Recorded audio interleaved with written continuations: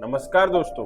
आज हम बात करने वाले हैं दुनिया में सबसे खतरनाक और सबसे डरावने वायरस में से एक इबोला वायरस के बारे में। एक ऐसा वायरस जिसने हजारों लोगों की जान ली, कई देशों में डर का माहौल पैदा किया और पूरी दुनिया को सोचने पर मजबूर कर दिया कि आखिर इंसान कितनी बड़ी महामारी का सामना कर सकता है। लेकिन सवाल ये है, आखिर इबोला फैलता कैसे है, इसके लक्षण क्या हैं और क्या इसका इलाज मौजूद है, और क्या यह वायरस फिर से दुनिया में तबाही मचा सकता है। आज की इस वीडियो में इबोला वायरस की कहानी बिल्कुल आसान भाषा में समझेंगे, तो इसलिए हमारे साथ जुड़े रहिए आखिर तक। तो चलिए शुरू करते हैं। इबोला एक बेहद खतरनाक वायरल बीमारी है जिसे इबोला वायरस डिसीज यानी ईवीडी कहा जाता है। इस वायरस की खोज पहली बार साल 1976 में हुई थी। यह बीमारी सबसे पहले अफ्रीका के दो देशों में सामने आई थी, सूडान और कोंगो। कोंगो में जिस नदी के पास पहला बड़ा मामला मिला, उस नदी का नाम इबोला रिवर था और वहीं से इस वायरस का नाम इबोला पड़ा।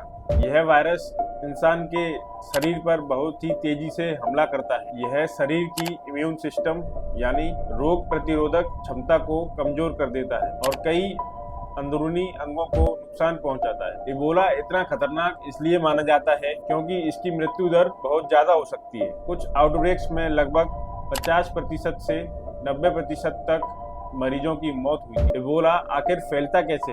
इबोला हवा से नहीं फैलता जैसे सामान्य सर्दी जुकाम से फैलता है। यह संक्रमित व्यक्ति के फ्लूइड से फैलता है, जैसे खून, पसीना, उल्टी, लार, पेशाब, इन जैसे फ्लूइड से फैलता है। अगर कोई व्यक्ति संक्रमित मरीज के संपर्क में आता है तो उसे भी इबोला होने का खतरा बढ़ जाता है। इसके अलावा संक्रमित जानवरों से भी इबोला फैल सकता है, जैसे चमगादड़, बंदर और जंगली जानवरों से फैलता है। वैज्ञानिकों का मानना है चमगादड़ इबोला वायरस के कैरियर हो सकते हैं।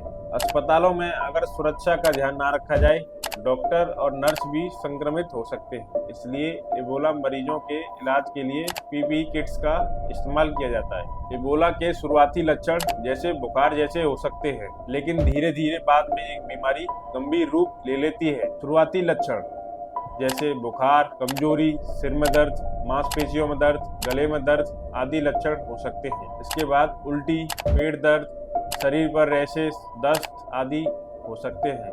गंभीर स्थिति में अंदरूनी ब्लीडिंग, आंखों से खून, नाक और मसूड़ों से ब्लीडिंग। और यही वजह है कि कभी कभी इबोला को हेमोरेजिक फीवर भी कहा जाता है। यह वायरस शरीर के कई अंगों को डैमेज कर देता है, जिससे मरीज की हालत तेजी से बिगड़ जाती है। इबोला का सबसे खतरनाक आउटब्रेक साल 2014 में वेस्ट अफ्रीका में आया था। यह आउटब्रेक मुख्य रूप से गिनिया, लिबेरिया, सीरिया लियोन इन देशों में फैला था। हजारों लोग संक्रमित हुए और बड़ी संख्या में मौतें हुई। उस समय अस्पतालों में जगह कम पड़ गई थी और लोगों में डर का माहौल था। पूरी दुनिया चिंतित हो गई थी, कहीं ये वायरस दूसरे देशों में न फैल जाए।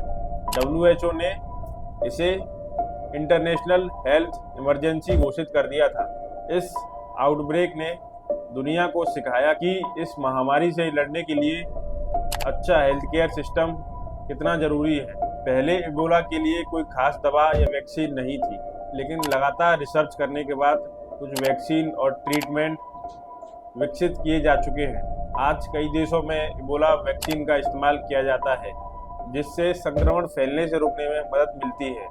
अगर मरीज को समय से इलाज मिल जाए तो उसकी जान बचने की संभावना बढ़ जाती है। इलाज में शरीर में फ्लूइड मेंटेन करना, ऑक्सीजन देना, ब्लड प्रेशर कंट्रोल करना और इंटेंसिव केयर शामिल होती है। हालांकि आज भी इबोला एक गंभीर बीमारी मानी जाती है और इसका खतरा पूरी तरह अभी खत्म नहीं हुआ है। विशेषज्ञों का कहना है कि इबोला वायरस भविष्य में फिर से फैल सकता है, खासकर उन इलाकों में जहां का हेल्थ केयर सिस्टम अभी भी कमजोर है। लेकिन अब दुनिया इससे लड़ने के लिए पहले से ज़्यादा तैयार है और आज बेहतर मॉनिटरिंग सिस्टम है, वैक्सीन मौजूद है और डॉक्टरों को इस वायरस से लड़ने का अनुभव भी मौजूद है। फिर भी सावधानी रखनी बहुत ज़रूरी है, क्योंकि वायरस समय के साथ बदल भी सकते हैं। तो दोस्तों, ये थी इबोला वायरस की पूरी कहानी। इबोला हमें ये सिखाता है कि छोटी सी लापरवाही भी बड़ी बीमारी बन सकती है। साइंस और टेक्नोलॉजी लगातार आगे बढ़ रही है, लेकिन जागरूकता सबसे बड़ा हथियार है। अगर आपको यह वीडियो जानकारीपूर्ण लगी हो तो चैनल को सब्सक्राइब करें, वीडियो को लाइक करें और सभी लोगों के साथ शेयर करें ताकि वो भी इस जानकारी से रूबरू हो सके, और बेल आइकन जरूर दबाएं और कमेंट कीजिए ये जानकारी आपको कैसी लगी और आगे किस टॉपिक पर आप वीडियो चाहते हैं, इसके लिए आप कमेंट कीजिए। धन्यवाद। मिलते हैं आपसे जल्द ही एक नई वीडियो में, तब तक के लिए जय हिंद, जय भारत।